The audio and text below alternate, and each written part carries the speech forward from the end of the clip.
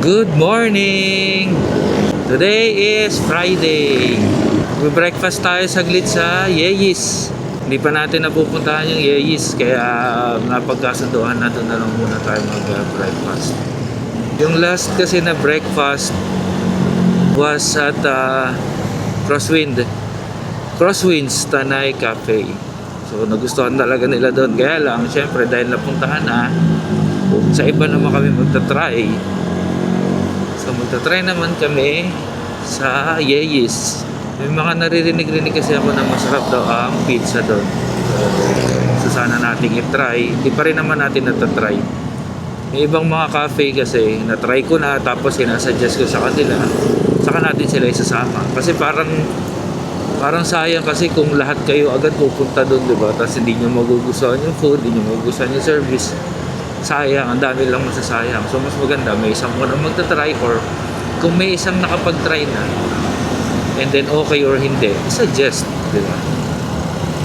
So dahil hinatid natin si Ram sa school, tayo lang ang pupunta sa Morong, tapos galing sila na Angono. So doon na sila dadaan sa Binangonan, Cardona. Then kikitain na lang natin sila sa Morong.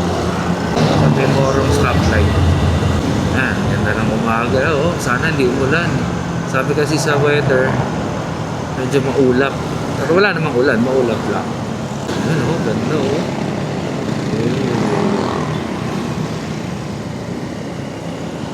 Gidihan muna natin saglit. Baka mauna pa naman tayo sa kanila eh. Ganda ng umaga Nice. So pag weekends, marami nakahinto dito motor para lang mag-video. And yun, marami pa tayong madadaanan dyan. Ayan hihinto ko sila. Video, pictures. Wait lang, ayusin lang natin yung camera ko. Baka hindi mag-lock. Teka, let's go. So ilan lang kami magmumotor ngayon? Si Job at saka ako lang yata. The rest hindi pwede, may mga pasok. So ganun, kung sino na lang yung pwede, mas maganda, mas marami. Okay, ang naisip kong topic, kasi nag-edit ako ng mga previous videos namin. And then nakita ko doon yung check engine na Iguro. So nag-check engine siya for some reason. Hindi natin alam kung bakit. Panoorin niyo na lang yung video na na-upload ko na nag-Batman loop kami. Doon grabe hindi naiirita, pero hindi nagagalit. Nakakairita kasi talaga pag may nagpa-flash sa dashboard mo, lalo kung check engine. Malawak kasi yung check engine, maraming pinanggagalingan. So yun, nag-check engine siya nung rides namin ng Batman loop. And then explain ko lang. And then hindi siya parang nandun lagi. Minsan mawawala, biglang nagmaandar ako, lumalabas. Okay, tapos after namin ng Batman loop, nag-lunch kami. Again, nandun siya sa video. Nung nag-lunch kami, nawala yung check engine. Hindi ko alam kung napahinga or kung anong ginawa ko, something after ko mag-park, or meron ba siyang routine na pag-start ba or pag-turn off ng makina, ganyan. Bigla siya nawawala kapag gagamitin ko na, or pag mag-start ka na ulit ng engine. And then nawala na siya. Nagpalit kami ng battery nun para at least ma-charge siya habang nagbo-Batman loop kami. Ngayon, nung nagtagaytay naman kami, so nung nagpalit ng battery, matagal na wala yung check engine, hindi na siya lumitaw ulit. Nung nagtagaytay kami, lumabas siya nung malapit na kami sa destination. I think mga 2 hours, more than 2 hours na kami nasa biyahe. Bigla siyang lumabas ulit. Ngayon, yung paglabas na yun, nararamdaman ko na nalalabas siya. Kasi nararamdaman ko yung nararamdaman ko yung gigil gigil liburo, nararamdaman ko siya kung lalabas yung check engine. So randomly, chinecheck ko yung dashboard, ayun na nga. Hindi magtatagal, lilitaw siya. Ganon. Okay, ngayon, so nakapagbalit na kami ng battery. May mga napagtatanungan, baka daw spark plug, ganyan, baka daw yung sensor, yung somewhere ng sensor, kung ano man sensor. Ngayon, bigla ko na notice consistently every time gagamitin ko yung side stand, nawawala siya. So kaya ang initial ano namin, isolate was side stand or yung sensor ng side stand. Hindi sinerch ko sa internet, baka sabi doon, baka linis lang or papalitan or ililipat yung magnet, etc. Parang ganun. So sakto, magpapa-change oil na ako, pinalinis ko ngayon yung sensor ng side stand. Yun, tapos pinalinis ko na yung CVT, change oil, lahat-lahat. Pinahigpitan ko na yung mga dapat pahigpitan. Ngayon, nung after ko magpa-maintain, lumabas na naman. Actually, nung nasa PMS, pinakita ko talaga na tingnan mo boss, mawawala yung check engine after ko gamitin yung side stand. Ang galing, talagang ganun nga yung nangyari. Pinapakita ko sa kanya na ganun, na nawala siya. Niniskan si Buro. Ang lumabas doon, naglilin daw sa gas. So syempre hindi ko naman naiintindihan yun. Basta nakalagay doon sa scanner, na-lean daw. Parang lean on gas yata, something. So pina-explain ko sa kanya. In-explain niya in layman's term kasi syempre baguhan lang naman tayo sa motorcycle, di ba? So tinanong niya ako kung anong gasoline daw gamit ko. So sinabi ko sa kanya na premium siya. So kung sa Petron is SCX, sa Shell sinasabi ko lang premium. So ngayon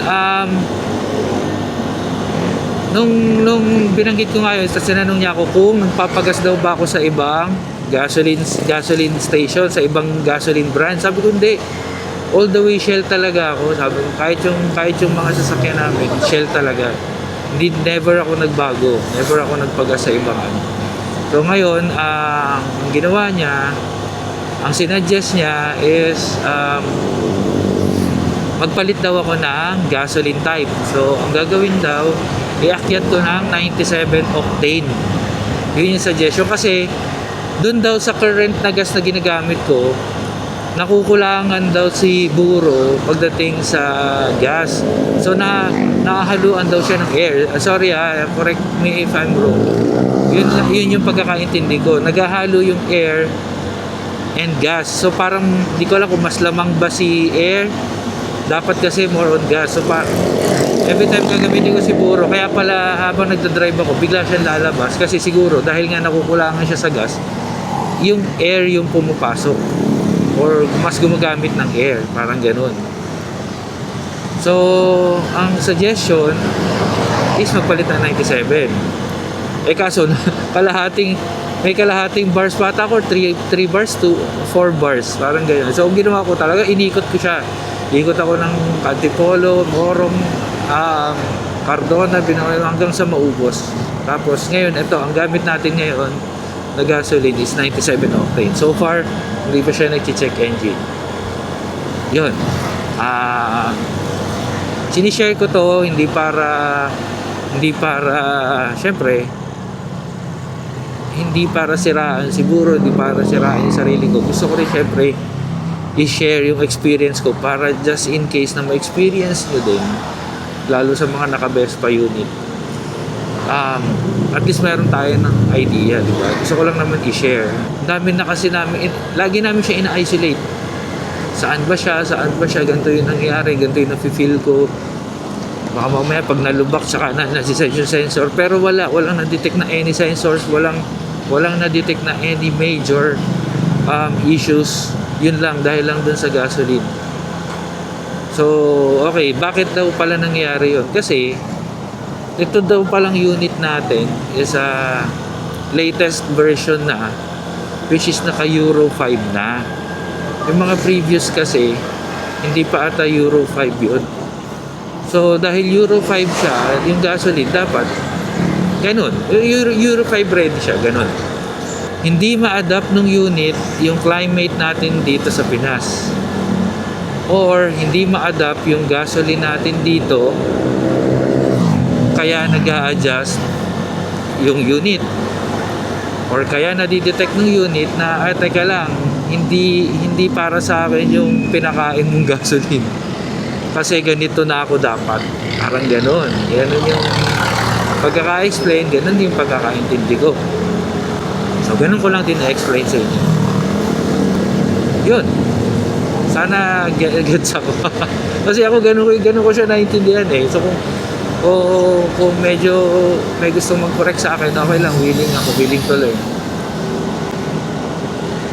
Which is, it makes sense na oo nga naman, ba't mo siya bibigyan ng ganong gasoline?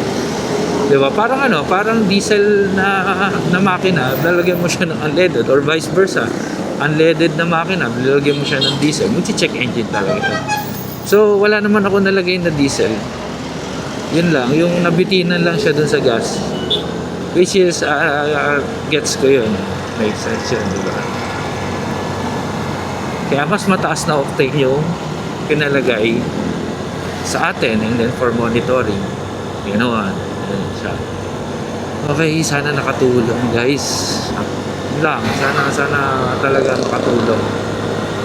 And then, yun, dagdag ko na rin, after mapalitan na 97 octane, ngayon lang naman ako na nagkakaroon ng idea sa mga ganito eh. So, naiba yung performance, naiba yung hatak. Okay, tas iba yung mafe-feel mo. Nagulat ako dun. Iba yung mafe-feel mo sa unit mo kapag tumatakbo ka na. Kapag syempre may nagbago. Tagal na namin nagbabiyahe ni Buro, syempre ramdam ko na yan, ramdam ko na siya. Ay, maiba tayo. Kaya lang naman gusto kong dumaan dito kasi mas wala masyadong sasakyan dito kumpara sa Binawanan, bayan ka dun. Tapos hindi ganun kaganda yung kalsada. At dito sa Antipolo, tapos bandang Morum na, ayan, ganda na yung kalsada, smooth na. So, update ko kayo kung anong mga nangyayari sa unit natin. Siyempre, hindi lang sa unit, sa mga rides natin, kwentuhan pa din tayo habang nasa biyahe, diba? Habang nagra-rides. Iba-iba pa, hindi lang rides ang gagawin natin. Kasi this weekends, punta kaming Bohol. Ahay! So, abangan nyo yung vlog natin sa Bohol. The latest na nangyayari sa Bohol, di ba? Magkano na ba yung rate doon? Ano na ba itsura ng beach doon? Panglaw tayo, Panglaw. Balik tayo doon. Second time na namin. Mas gusto namin balikan si Bohol kasi mas nagustuhan namin siya. And sana lang hindi kami ulanin para mas ma-enjoy namin yung place. Kasi pag maulan, ibang story yun. Kailangan mo talaga mag-enjoy kahit hindi ganun kaganda ang weather. Sayang yung opportunity, sayang yung panahon, sayang yung oras. So rain or shine, whether you like it or not, andyan na yan. Enjoy mo yung moment na yun. Pag pinalagpas mo pa yun, di mo alam kung kailan pa ulit or kung mangyayari ba ulit yun. Tsaka bata pala ako, lagi ko nang sinasabi, gawin mo na ngayon, huwag mo na ipagpabukas kasi iba yung mangyayari bukas. Which is totoo yun. Kada gising, iba nangyayari. Malapit na tayo sa stoplight Moro. Dito natin sila kikitain.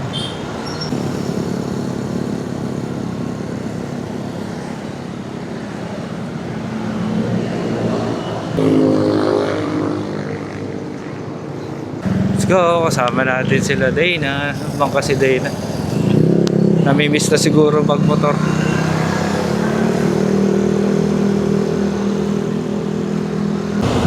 Gumanda takbo ni Buron nung nag-97 tayo. Hindi ko alam kung dahil ba yun sa gasoline. Diba? Hindi ko alam. May kinalaman yan. Nakita nyo sila? Hindi. Hindi. Kala ko inantay nyo sila eh. Dito tayo. Ha? Kaya nga eh. 5 minutes na lang. Wala ka na. Ha? Tayo natin. Oh, baka di nila alam eh. May nag-uwis ba sa inyo? Ito lang po tayo. Tayo natin dito. Hmm? Tayo natin dito. Sige. Ayun na pala.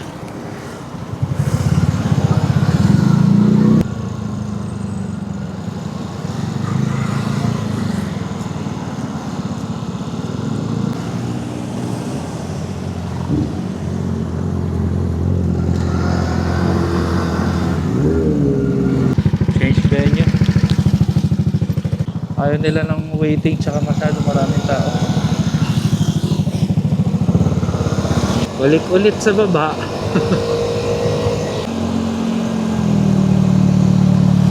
Di ko alam yun. Di ko alam.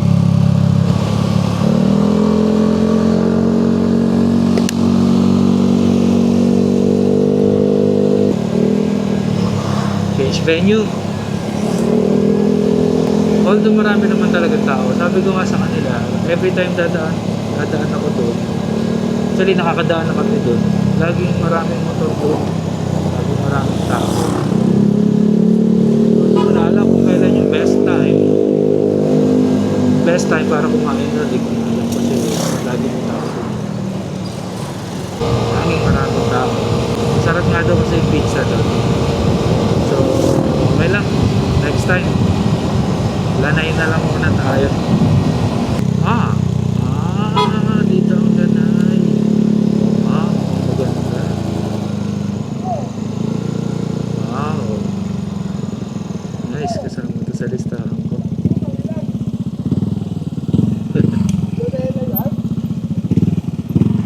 Uy, ganda.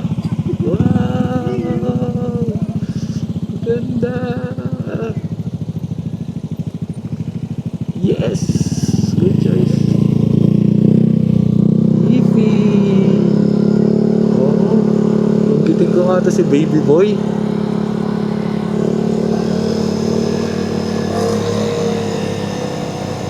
Nandito kami sa Lanay dahil puno ang Yeyis. Ang ganda oh. Ganda dito. Oh ha? Ganda ng view. Good choice. Ayun sila. Magpipicture taker na agad para may remember. Saka kita agad yung windmill. Kitang kita yung windmill. Ito yung kainan. Ganda. Ayun sila oh. Nice. Ganda. Good. Ano yun? Ilang piraso tapos magkano na ibibenta? Seryoso yun, no? Kaharap ko ng pangmahiti. Sabi ko baka may kalan na binibenta, bilhin mo. Tapos na mag-lunch. Taking videos and pictures naman. Meron dito. Area pang bata.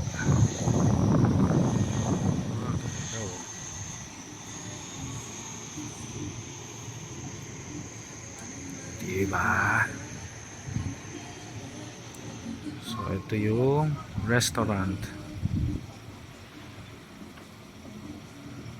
Sarap yung food.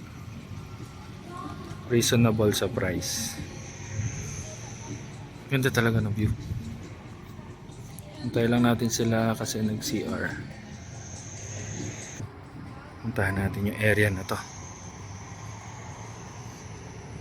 Kung saan mas maganda yung view.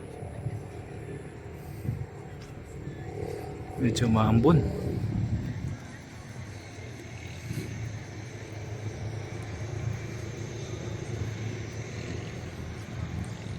Dito lang yan sa Lanay by Annabelle's. Pwede ka rin pala dun, no? Gusto mo kumain sa labas, pwede ka rin doon pag napuno na yung loob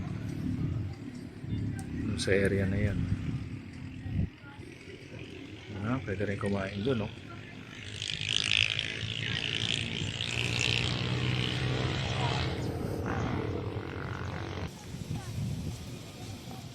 Ayan.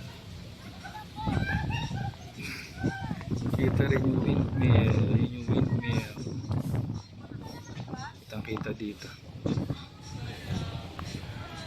Nag-iingay sila. Ayun, oh.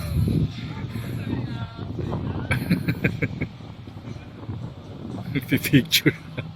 Alam mo, galing ibang bansa yun.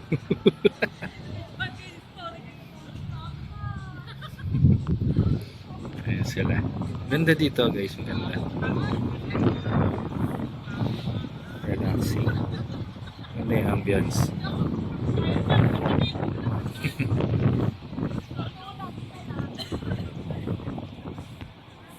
Ganda sila, oh. Video na.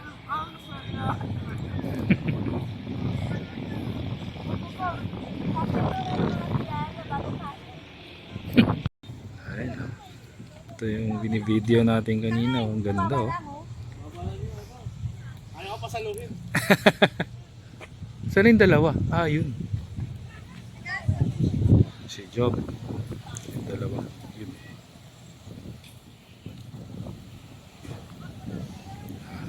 Picture na natin sila. Let's go.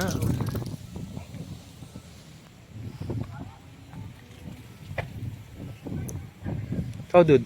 Ako naman. Mababaw lang ano. Mababaw lang. Parang tubig eh. Ganda. Baka dumiretso ka ah.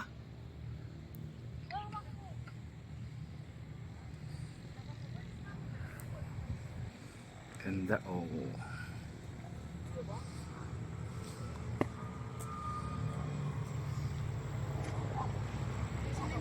Wait lang. Itas mo.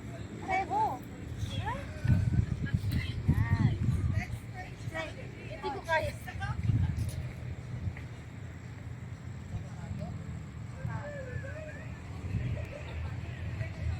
Yung buko ah. Dito naman tayo sa area ng pangbata. Naglalaro ang mga bata. May seesaw, may swing. Ang ganda, oh. Ganda dito. So sa tapat lang yan ng kainan. Ayun. Mga nagpipicture pa yung dalawa dun. Dito yan sa Lanay.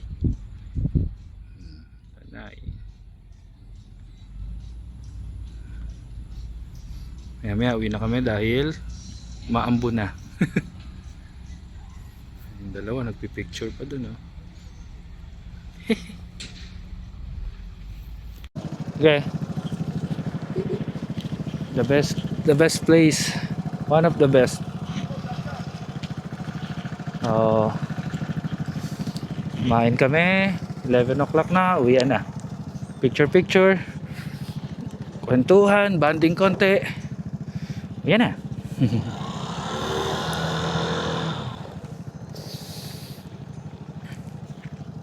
Recommended place to, guys. Ganda.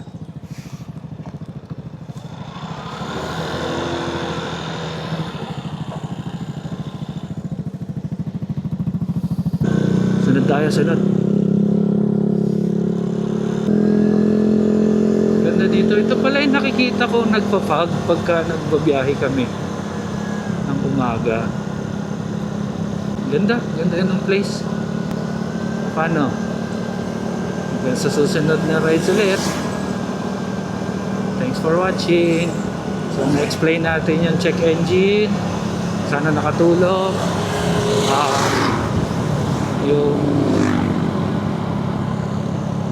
Yung place na-review natin. Yung food, masarap yung food, of course.